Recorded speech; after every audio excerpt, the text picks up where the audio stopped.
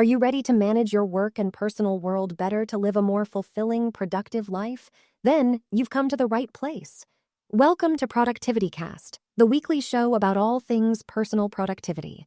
Here are your hosts, Ray Sidney-Smith and Augusto Pinaud, with Francis Wade and Art Gelwicks. Welcome back, everybody, to Productivity Cast, the weekly show about all things personal productivity. I'm Ray Sidney-Smith. I'm Augusto Pinaud. And I'm Francis Wade. Welcome, gentlemen, and welcome to our listeners. To today's episode, today we're going to be continuing our AI-powered professional series. And in this particular episode, we're going to focus in on how AI is helping people become better learners. Basically, how these tools are transforming personal and professional development. And so we're going to be talking about passive consumption, how we use maybe some Socratic Method, and how we can do all of this through the creation of AI acting really as a personalized mentor to basically challenge our understanding, accelerate our learning curve, and help us achieve proficiency, hopefully faster than before. And so let's talk about what traditional learning really looks like, and then we'll talk about what the problems are in that space that we're trying to solve for when we're utilizing AI. So the traditional model is that you sit down and receive knowledge from someone else, that there's an expert behind the scenes. But what's happening now is way more fluid than that. It's that I'm somehow reaching out to an entity and it's reaching out back to me in real time. And it's an AI entity. So I know experience is give and take between something that's really smart and where I am. And this give and take obviously it's not one directional, but it also changes over time, because I've noticed that Claude, for example, is becoming better at finding stuff for me or teaching me stuff. So it's like having this flexible space in which I'm being exposed to more things, I'm learning more things, I'm remembering more things because it's reminding me of more things, I'm accessing more options, and in so doing, I'm becoming a better professional. In my case, I'm thinking in particular of writing. I'm becoming a better writer. It couldn't have happened with a human being the way it's happening with AI. And for the last year and a half, I'm really grateful for it, because this kind of flexible space is absolutely making me a better professional. So it's again, it doesn't compare to anything that I've ever experienced before. So it's something that's brand new and it's evolving. Augusto? I know it is interesting. And I'm going to talk about two cases that I recommend for social media, for artificial intelligence. One is I sometimes work with clients who are beaten up. Okay, beaten up as a child, beaten up as an early adult, beaten up. And one of the things that AI produce a different experience, delusional, but a different experience, is that AI will try to make you feel good. And I have recommended a couple of my clients, go and have a glass of wine and a chat with your chat GPT. Okay, feel good because feeling good, it's very important for productivity. It's very important for learning. It's very important if you go, okay, I'm going to study this book, and you get into that, I'm going to study the book. But then you go like, okay, well, I don't know how to learn, or I can get into this material. The learning, the growing is very hard. Feel nice. So that's one thing. But the second is how much really you can adventure into new topics, even if you don't want to master them.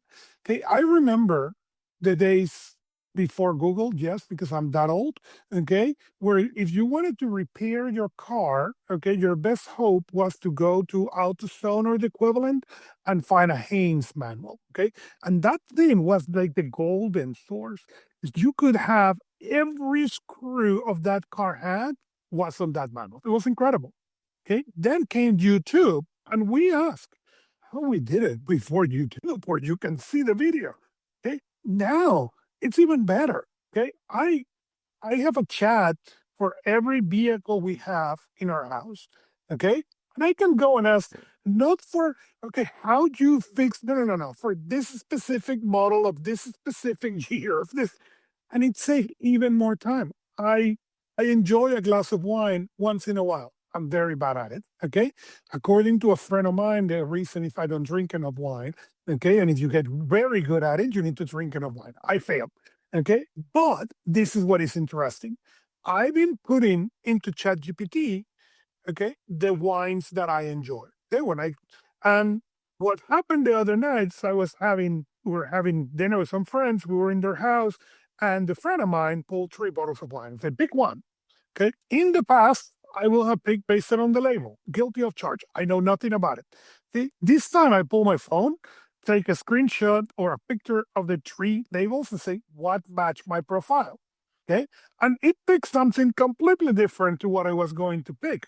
But it was actually fitting to the profile. It was a glass of wine that I enjoy, because in the past, what happened is I get the glass of wine and no, this one was. So you can go from the mundane, okay, and you can really go with this to the expert level. Okay. I was having a work issue with a VDI. Okay. For the people who don't know what a VDI is, a virtual desktop interface. Okay. And I basically have a client who gives me this VDI to do work with them. Fantastic. Okay. Except that I could not make it work for what I wanted to make it work. ChatGPT to the rescue. Okay. I went, put all the details, blah, blah, blah, blah. And it says, oh, the problem is it was an audio issue. You are trying to make this on your iPad. The solution is try to remove. I removed one of the layers. It worked better. And then I went and bought an AirFly. Problem solved. The problem is the machine and the VDI cannot go and convert the audio to the VDI audio to the iPad audio to Bluetooth. Great. Then remove two of those layers and problem solved. But these were things that in order to get to those conclusions, the number of trial and error, okay, and the time that you need was among us. And now you can get those answers with 2 or 3 good prompts very, very quick. That brings me to the last point I'm going to make.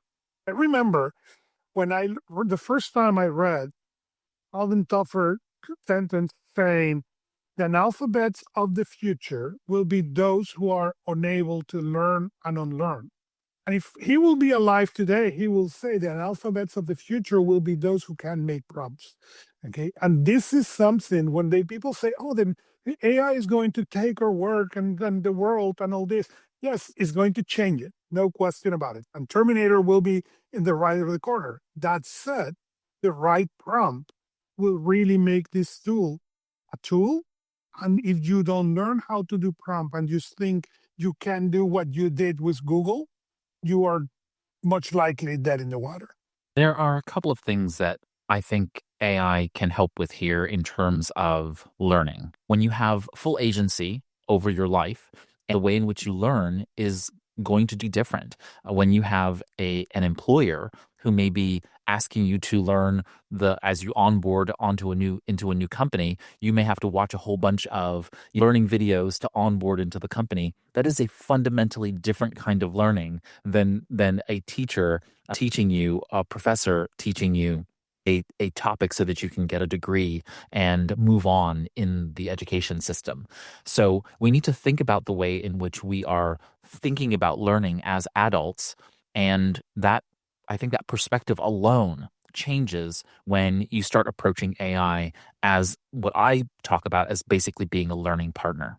Because this becomes not just, there's so many different categories and I can go in a lot of different directions, but I'll say that one, just learning on the fly, it becomes this wonderful learning sidekick, a learning partner, but also it helps you identify things where you might need certifications or other kinds of ongoing continuing education in your career. And it can help you in those regards. And it can also help you with lifelong learning, just having that joie de vivre, wanting to engage in life in a way that it's meaningful. And I think that there are a couple of major problems in learning that we want to challenge. And I think that's the foundation of some of this learning piece. And again, I think there's some missing approaches here, but I think generally we know that we learn best when we are quickly assessed on the topic that we're trying to learn. So testing or self-assessment really helps the brain quickly identify where it has gaps.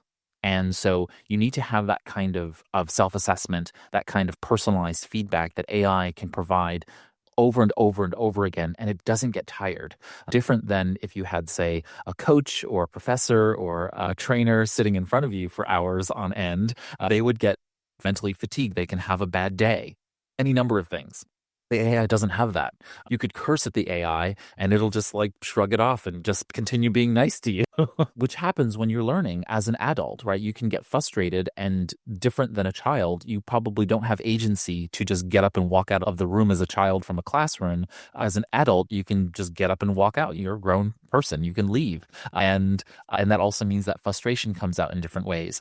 And the AI just is capable of tolerating all of that with aplomb. And so I think there's really an element there that solves that kind of problem for you. I think there's other pieces here that just quickly I wanted to run through, which are that, one, it allows for just prolonged practice. And this is an ongoing problem. And again, just another soapbox item. We keep hearing about this research that engaging in physical things is somehow better than engaging in digital or virtual things. Your brain does not know the difference. So we need to stop this. It is the amount of energy that you expend on a topic, the amount you dwell on a topic, and that you are challenged on that topic that causes the brain to grow. It is just like working out. When you stress a muscle, right, that muscle literally has micro tears. If you don't go too much and too hard on the muscle, right, the muscle basically gets broken up, and those little micro tears then force it to reinforce itself, and then it grows. Muscle grows through basically a hormetic process where we apply stress to the tissue, and then the tissue responds by getting stronger over time. The brain does the same exact thing. By stressing out the brain in these healthy ways, we're forcing it to learn about these things. So the best example I have of this is that when you're learning something, you're much more likely to get something right more often once you've gotten it wrong. So it's this weird counterintuitive perspective where getting things wrong is like, oh, when I'm being assessed, if it says, you know what, this French verb that you're trying to learn, you conjugated it incorrectly, and the proper conjugation was X, Y, and Z, then you go back and you say, oh, okay, yeah. And so the next time you're tested on this with spaced repetition or otherwise, you're going to go ahead and now know that thing better because you were wrong before. So we need to remember that practice is really important here. Then the other piece is application, right? We need to be able to take that content and now take it out of passive consumption and into application. So that application could be, going back to the learning perspective, we need comprehensible input. The whole idea here is that you need to be able to take in content in different formats in that language. And so you're capable of ingesting that language and reading by watching and listening, so that all of your faculties start to get used to the language. Then you also need to then be able to express the language. You need to speak the language in real time. And again, these are all areas where AI is actually really proficient at being able to do so. I think we have a lot of problems in learning, and I think that AI challenges us in really good ways to be better learners. So again, this is just my idea that came from my Substack articles about these kind of 4 personas. But let's talk about the AI as a personalized tutor. In what areas are you currently utilizing AI to basically help you be better in that kind of Socratic learning space? So let's just stay in the Socratic learning space and talk about some of the things where you might be utilizing it for those purposes. I think there's a difference between using AI for knowledge retrieval and using AI to develop personal skills. I think both of them are important, and there are different kinds of learning, but AI is a tremendous boost in both areas. I'm going to assume that you're talking more about the second area, though, which is how do I become better at a particular skill, not just retrieving knowledge that AI could give me or could teach me or could pull up for me, but how do I become better at, for example, conjugating a verb, for example, is a personal skill. It's not just a matter of retrieving something you've heard before. And so I've been using AI in particular, to improve my writing and to ask it questions about how to structure an article, how to think about I learned a whole language from one content producer, which is all about reveals. Name is something Calloway, but he's on YouTube.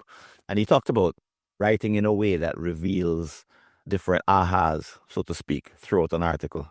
So I took his YouTube video, which I thought was pretty handy, uploaded it into AI, and Claude is now using that, or I'm using it, or both ways, to guide the way that I structure the article.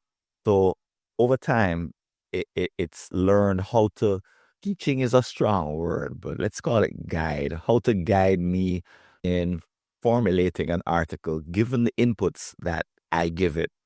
And it's using the Callaway approach. So who's learning and who's teaching? I'm not exactly sure, because I set this up, I asked it, I trained it with somebody else's idea. Every 2 weeks when I write a new article, feed it my idea, which I formatted in a particular way. It takes about 6 or 7 steps to go through all the different sort of the points of the process. So I've learned this new process, but I believe that I taught myself how to do it. But by asking the AI to do these different steps and to ingest the original idea and to use my content, there's this give and take going on between us, where I'm asking it for an answer and it's giving me back an answer. I'm saying, no, that's not what I wanted. Here's what I thought of instead. I'll take it in this direction. No, I don't like that example.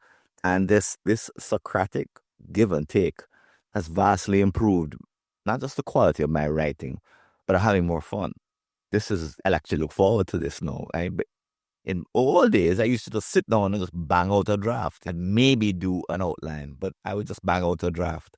Now I am challenged. It says things that I wouldn't. I was trying to explain this to my wife, how Claude is remembering things that I forgot. And because it remembers the things that I forgot, I don't mean like forgot like 10 years ago. I mean forgot like I did a long interview with somebody, or I have an idea for an article. I put it together in a long form outline or a transcript. And when I ask AI here's the idea, I'm like to pull from this content in order to, what are the good ideas that you can find from this? It does a better job than I could of retrieving points than I could on my own. It's not because they're not my ideas. They are all my ideas. They're all things I wrote down or things that I was a part of creating. It's that I just don't have access to everything all at once. So am I becoming a better writer? Absolutely. Am I having more fun? Definitely. Is my memory improving? Not quite, but it seems as if it is, because I have access to more of my own knowledge than I ever did before. So talk about Socratic. But it's interesting that you said that, because as you were saying that, it made me think same thing. Even sometimes you type your work, start working on a new idea or start working on a way to this new idea, and then suddenly Cloud or Gemini or ChatGPT tells you, hey, wait a minute, this makes no sense to what you were saying about it. It keeps you a lot more closer into the track of what you do than your own self, and that, without any doubt, has an incredible power, because you are really able to work into how you make this thing happen. Yeah. And it far surpasses what it would be like to work with. I think even the best of writing coaches can't replicate the space that's being created between me and Claude, or me and Gemini, as you said, occasionally ChatGPT. It's not a better version of a writing coach. This is a brand new experience that is distinct from anything that existed before. And really, having used it, there's just no way to go back to the way I used to do things. I think the power is in this. Socratic makes me think of it being traditionally Socratic, Ray, which is, that you have this kind of questioning between yourself and the coach. The word Socratic doesn't seem like a good fit for what I'm experiencing, in the sense that it is Socratic in part, but it's way beyond Socratic by the time you take all the pieces and put them together. So there maybe needs to be a new phrase that describes this kind of ongoing give and take, the space that I talked about before. What do you believe is that word? I'm curious. I have no language. I'm barely able to articulate it, but I know it because I'm experiencing it. I spent all day yesterday and part of the day before writing. I wrote a proposal, I wrote an article, and I put the final touches on a presentation. And I used AI for all of them, all the way through. I used my wife also, so she was a collaborator in a couple of those pieces. But I just don't have a word to describe the journey that it is that I've been on, or the experience, or the kind of learning I've picked up, or the before and the after. Let's just call it that, because I don't even know if I can't even call it learning in the traditional sense. I just know that there was a before and there's a dramatically different after. And that what happened in between, it's hard to call it learning, because learning takes me back to something traditional. This is some other kind of AI, machine-infused, rejiggered experience where everything has gotten better. Almost every dimension has improved. But to wrap all of it up and call it learning is, I don't know. If I learn how to prompt an LLM and it gives me better answers, is that my learning? It's learning? Or is it just some journey in which improvement happened and that we used to call it learning because that's what it was? But no, it's something, because it's automation, and automation isn't learning, correct? But in this instance, automation feels like it's somehow coupled with learning to produce a better and different kind of output. I think it's just basically, in a lot of ways, it's augmenting your approach to things. And so it's AI augmentation. But there is learning that's happening in some part of it. And it's important perhaps not to conflate when AI is supporting you in production of things versus the idea of you really truly attempting to learn something. And it's funny, I was watching something that came across my social feed the other day, and I think it was Nir Eyal who's talking about children and what we need to teach them today, and saying that we shouldn't teach them things that AI is good at. And I said, I respectfully disagree. There's no way that you can tell me that we shouldn't teach children to memorize things. And with full argument that he was saying, obviously they need to learn the basics. I don't know where basics begins and ends for him, but for me, there is no end. We need to teach children how to think. That is the primary purpose of going through any education system. And that also requires, it's not an option. It requires them to learn how to learn, and it requires them to learn how to basically commit knowledge to memory. And that means consumption, that means comprehension, that means retention, and that means basically being able to then output, basically recall that information on the flip side. And if we just delegate all of that to technology, that becomes a real problem for human endeavors. That becomes a real problem for humanity generally. And so I pushed back because I just really fundamentally think that's the wrong approach to us just thinking about the world. There is a value to me when I can summon Shakespeare's sonnets.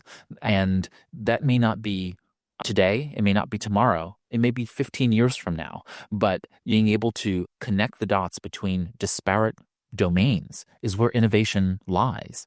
And so the whole idea of, well, why teach a kid today about the humanities or about the arts or about mechanical engineering when the AI just knows all of those things? And I say that's because you never know where those confluence of topics will come together and create innovation. And there is no reason why in an abundant society and culture on this planet where we have all of the resources to educate all of the people that we wouldn't do it. It creates more meaning when we give people knowledge, and to withhold that in some capacity, to say like you're going to work around the AI, just sounds to me so absurd on its face. I agree and I disagree. Not disagree, but I want to refashion what you said a bit, because learning is more than knowledge retrieval. Learning is also personal capacity. And the personal capacity to retrieve knowledge you don't have is a huge part of what we're learning to do today. Even my learning to retrieve content of an interview that I was in, but can't retrieve on my own because my mind can't capture all the nuances of I did a 3-hour workshop on last week, and I remember 2%, 5%, maybe. But I'm relaxed because I know how to access all the nooks and crannies of the 3-hour conversation, not just in terms of what was said, but I know how to get at the nuances of the conversation and then use it to take myself to the next level. So I would call that learning as a skill as opposed to learning as knowledge retrieval. And then somewhere in between there's learning to retrieve knowledge you don't have. I think the three of them create this kind of, like, there's three separate things going on there.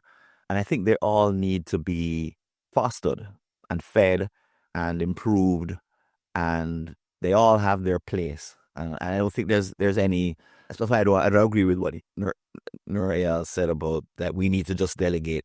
No, it's not working out that way, because if you don't know there's certain knowledge that if you don't know that it exists, you can't retrieve it. You also won't know to ask about it. So he's wrong in that sense. It's not nice and linear and black and white.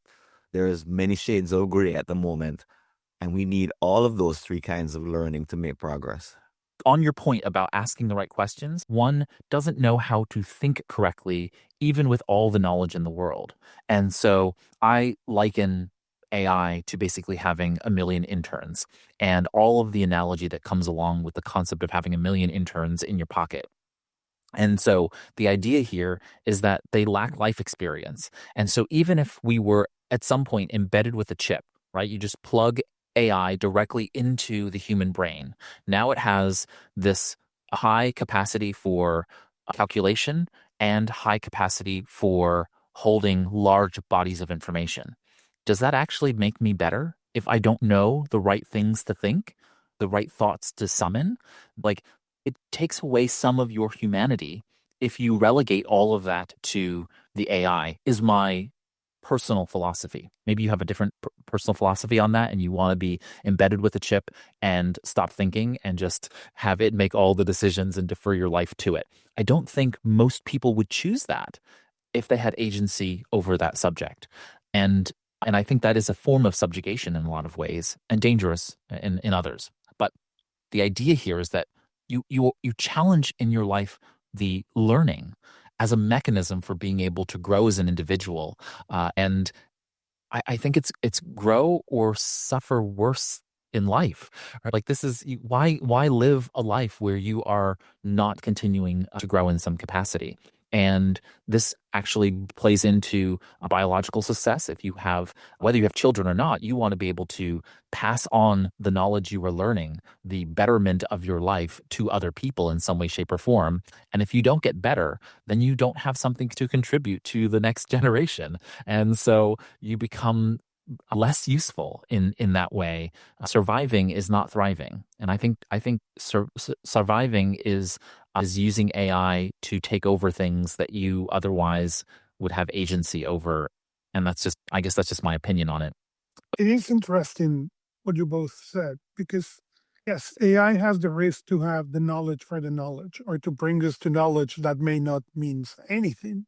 But I think that is the same thing as a library had at some point. You can sit in the library, get into the library and find books and pile books, okay, and get knowledge to be knowledge. And we know people who do that. And that's where I disagree with that person you were mentioning early. No, AI will work after a certain level. You need to at least have the basics, and the basics will depend person to person, what you do, and it will change and it will evolve. But if you don't have the criteria to understand that, then it's just going to be knowledge to get knowledge, and that's completely useless. I wanted to talk a little bit about some of the ways in which I think AI can be really useful in learning.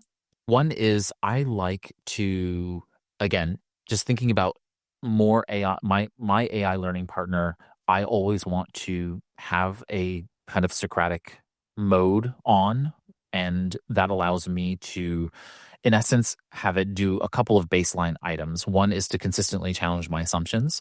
And so I don't want it to be sycophantic when I'm learning. I want it to take whatever I am trying to learn about and challenge me on how what I currently know applies to it. And so I will frequently ask it to interrogate me.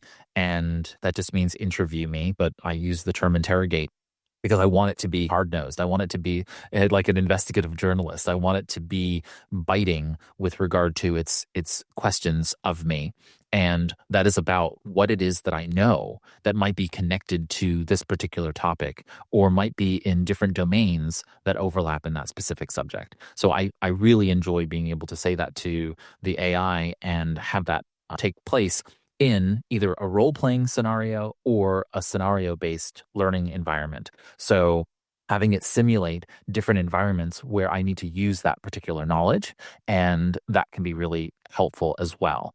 And then finally, I like to have it create personalized curricula so that I can say to the tool, identify my knowledge gaps and then generate the next module, the next learning session, the next piece in the syllabus to teach me that thing so that I can get immediate and targeted feedback along the way as I am trying to learn. And again, this is a continual kind of question and answer style approach where once I've gotten it wrong, again, as I said before, getting things wrong is really good for learning because once you've gotten it wrong, then the AI will correct you and give you the right answer back after it's pushed to you on trying to get to that right answer. And that means you're going to learn it a little bit better. And so that's been the core of what I've been learning and using it for. I've been using it for language learning.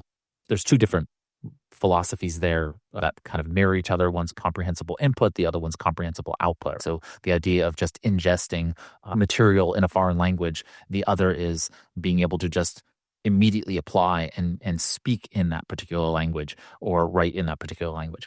So the idea here is that AI can be really a helpful partner in being able to engage you in that process.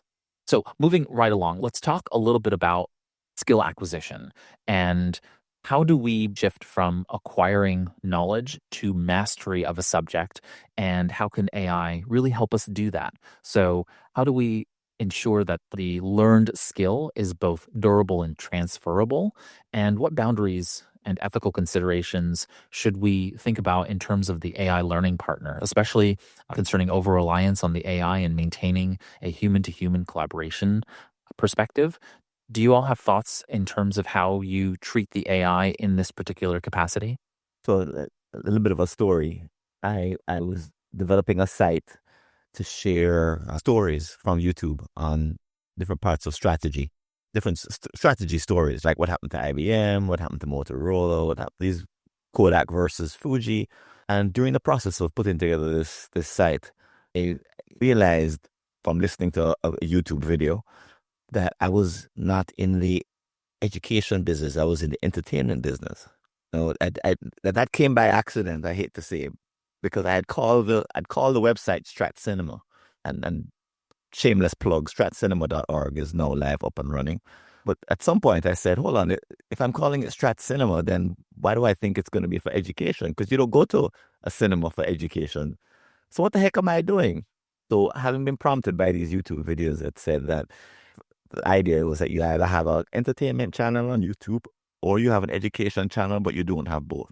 That idea led me to think that I wasn't thinking about, for example, conference learning in the right way. And it gave the example of a world fair. This is before our time, I believe. But one of the World's Fairs actually came here to Jamaica in 1896 or something like that. But the whole idea was that you go to this fair and see all these amazing things from all over the world. These amazing, and the only way to have access to them was to go to the World's Fair, because there was no internet, there was no TV, there was not even any radio. You had to go to the World's Fair. But the point of going to the World's Fair was to gain exposure in a fun way. A little bit like what happens when you go to Epcot or any interactive museum, or actually most museums that I've been to in the US have interactive components. But the point is that you're not going there to learn something. You're going there to gain exposure. So you don't have a particular objective in mind.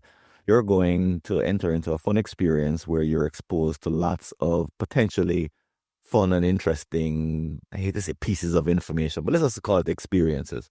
So I took the idea and I said, you know what? That's what Strat Cinema really should be. It should be a passive learning experience. But the point is that you need to have this passive experience in order to feed what I would call hard learning. So hard learning is when you need to pick up a skill. You need to be able to do something that you couldn't do before, like vibe coding. But the way to get the first exposure is to have it be passive, which means that you need lots of input. So preferably entertaining, educational, thought-provoking, like you're walking through a museum and you're like, oh, look at this. Oh, look at that. Oh, look at that. In that mode, you're not trying to pick up a hard skill. You're in this other kind of acquisitive, open-ended kind of learning. Once you do exit that stage and you've picked a topic to learn on, then the game changes. But you've got to be conscious that you're no longer visiting and passive. You're now entering into an active mode.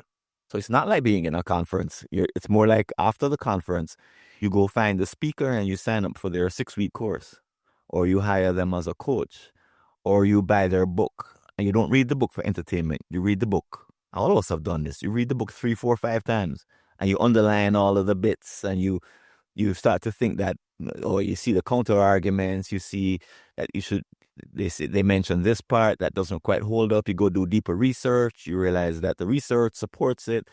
So you're doing all these things to enter into this, what I call hard learning. Hard learning means that at the end of the activity, you're engaging in some skill that you didn't have before, or you're retrieving knowledge that you didn't, like conjugating a verb, that you didn't possess before. And it takes serious effort to engage in that learning. So I think there's both this passive stage to go through that can be fun, and then there's this not so fun, very active, very focused stage. And AI is amazing for both. It's just different. You're just using it very differently, and you're looking to have different kinds of experiences. And you also don't have this experience of being guilty, for example, of not learning AI, because right now there's a lot of AI that's being taught, and there's no way to absorb all of it because there's too much of it, in the sense that there's too many new things happening. So we have to be in this passive stage for extended periods of time where we're just basically visiting different capabilities, concepts, apps, LLMs, software as a service, whatever it is, where we have to sample in a way that we never had to sample before. And then we have to choose, okay, I'm going to focus on this skill. And then we apply all of our efforts to learning the single skill, the difficult skill. But we need to know that these two modes are available to us, and we need to know when to change gears from one to the other, either to flip into the one or flip back to the other, so that we can just retain a sense of sanity and not feel guilty that, my God, all this AI is happening and I'm not learning how to fill in the blank with some difficult skill that you haven't learned yet. And you cannot learn because you just don't have enough lifetime to pick all of the skills that are now emerging. You cannot learn all the skills that are emerging in this lifetime. So you have to be selective, and you have to choose, and you have to decide. I think this is a huge challenge, Ray. Selecting, the deciding, and the choosing are a major challenge for us in this new AI-driven era. It's a curation of our learning experience. It's gone from just reading a book and then applying what you read in a book. Now we have a fire hose everywhere we look, and curating our progress is a huge thing. This is almost like hiring yourself as a coach to manage the next 5 years of your learning. Wow. I agree with you in the premise of things generally. I think some of the specifics I probably would use different language. I don't think passive is the way in which I would categorize that first stage. I think it's consumption, but it is active consumption. If you're not engaged in the material, I think, for example, I watch a lot of documentary films and I'm actively consuming that content and I'm engaged because I'm challenged. So again, going back to a little bit of neuroscience here, neuroscience light, but the idea here is that you will not learn something unless you are challenged by that material, which is why entertaining things are usually more engaging, more active consumption. I don't necessarily know that you always need to be in a entertained mode, but when things are funny or when something is in that entertainment space, you're much more likely to, because a joke is basically hook and then line, right? And so the idea is that you are consistently engaged in this kind of like peekaboo. It's just basically an adult version of peekaboo, right? And so we just have object permanence now. And so we go through this constant like peekaboo stage. And so the active consumption needs to be there. You need to be challenged by that thing, right? So if you want someone to really get engaged in something, you bring up something that is shocking for them to be able to retain their attention in the consumption process. So you say, you know what? I love bacon and pineapple on my pizzas. And all of a sudden someone's like, well, I don't like pineapple on my pizzas. And if you can now relate that analogy to whatever you're teaching, you've got them, right? You've sucked them in. You've made them. I always think about when I'm teaching: are they leaning forward in their chair, or are they leaning back, right? And if they lean back in their chair, they may be also contemplative. But most of the time, I want them to be in that active state where they're ready to challenge me, right? I want them to say, you know what? I don't agree with everything he says, or this point he just made really connects to this other thing that I was thinking about, and that really makes a lot of sense. And to go back to my documentary film consumption, I like that because I'm learning, because I'm challenging it against what I currently know. What's my current doctrine about this subject, and what is it telling me new about that, whether that's a person or a thing or some kind of larger philosophical topic. And so there is that passive consumption side, but I think you're right that you then graduate beyond that. If you want mastery, you need to graduate beyond that because you need to make sure that you are applying those skills in some way, shape, or form. And this is where, again, AI can just be really, really useful. I think it could be useful on the consumption side also, because it could be acting as, I have for 25, 30 years been in constant conversation with every book I read, right? Constant conversation with the author, because I'm a heavy annotator. As I'm reading, I am in dialogue with that author. And I think there's a lost art in annotation in the margins of books. And maybe someday I'll write a book on that. But the idea is that I really fundamentally believe that if you're not in that active consumption process, and then taking it beyond that to an active engagement process in the learning, and you're not going to learn as well. And so I think AI can help in almost every one of those capacities. Augusto, and then we'll do final takeaways and close out. You made a very interesting point. And like you, I annotate not as extensive as you do, because I've been limited for years into the highlighting on the Kindle.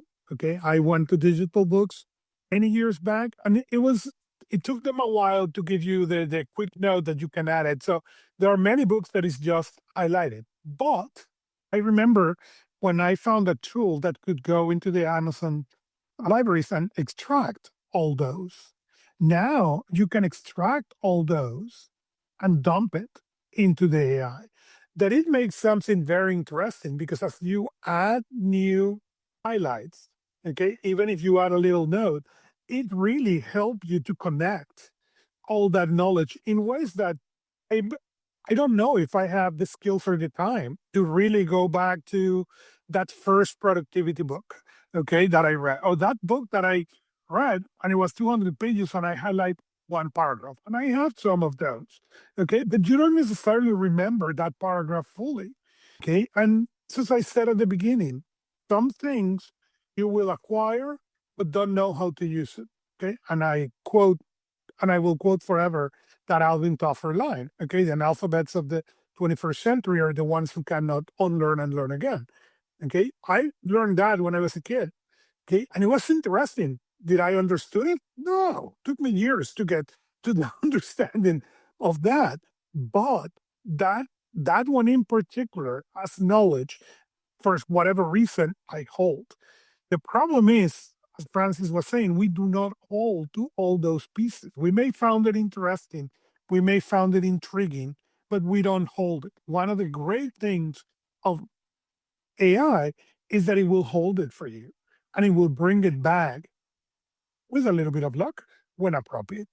As we take our leave of this episode, let's talk about what our final takeaways are. If someone is trying to apply AI to being this learning partner, this learning coach role, what are some things that they can do to get started? I would encourage folks, someone who's listening, to pursue their interests using the new tools that exist. I'm still shocked and surprised by how AI and LLMs, even books that I've already read, uploaded into Notebook LM or doing a search in Claude or an open chat. I'm amazed at the ways in which things I already think I know can be refreshed because I have a learning partner. So I would encourage folks that whatever it doesn't really matter what it is.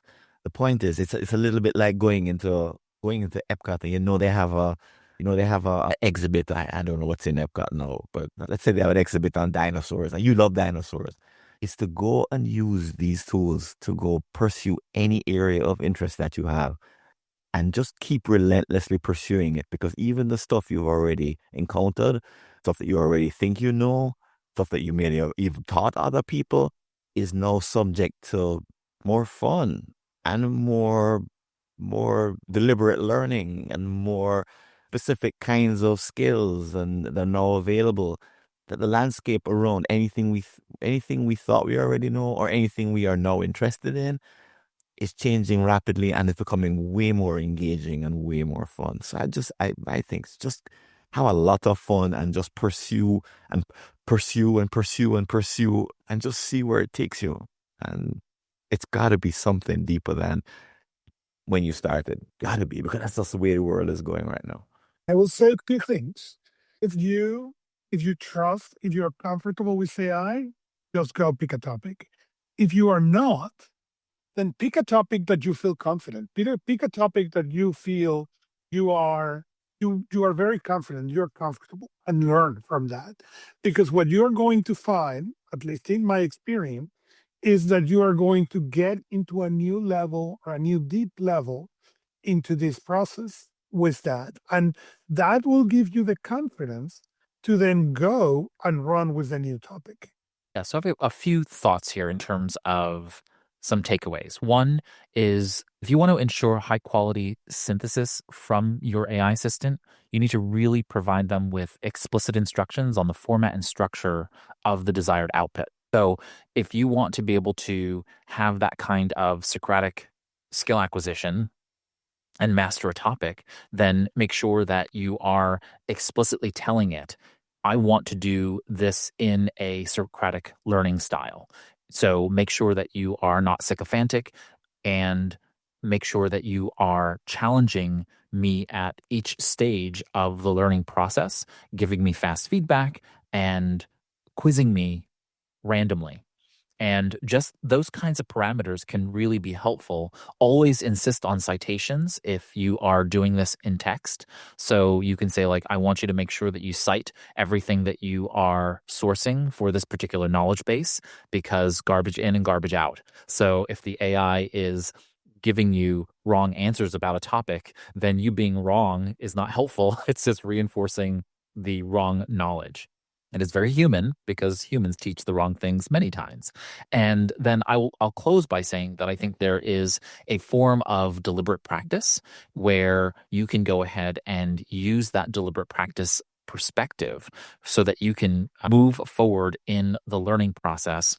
And I'll put a link to what deliberate practice is and the tenets of it in the show notes, so folks can go check out what deliberate practice is. But you can, in essence, tell the AI, I want to do this through deliberate practice, and set up the syllabus for such, and engage in a Socratic method in the process, and voila, you've given it the key parameters, the key boundaries for being able to engage the AI in this really practical way.